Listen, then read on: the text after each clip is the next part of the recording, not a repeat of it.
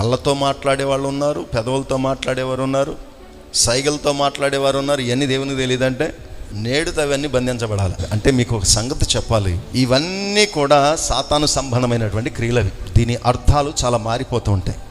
శ్రమల్లో చిక్కునే పరిస్థితులు అవే. దేవుడు స్వరం ఎత్తే మాట్లాడండి. కనులతో సైగలతో మాట్లాడాల్సిన అవసరం లేదు. అది దేవునికి స్తోత్రం కలుగునుగా. అవి భేదాలు పుట్టిస్తూ ఉంటాయి. సైగలు ఎవరు చేస్తారు? జకరియా గారు చేశారు.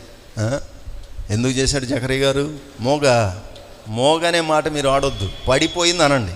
నోరు పడిపోయింది, అప్పుడు సైగ. దేవుడు మనకు చక్కని స్వరం ఇచ్చాడు, మంచి హృదయం ఇచ్చాడు. నిన్ను నీవు కట్టుకొని స్థిరపడాలి. ఈ అంత్య దినములలో నీ విశ్వాస జీవితాన్ని పరిశుద్ధాత్మలో కట్టుకొనుచు, పరిశుద్ధాత్మలో ప్రార్థన చేస్తూ నిన్ను నీవు కాచుకోవాలి. దేవుని ప్రేమలో నిలిచే అనుభవం దేవుడు నీకు దయచేయాలి. దేవునికి స్తోత్రము కలుగునుగా. హల్లెలూయా.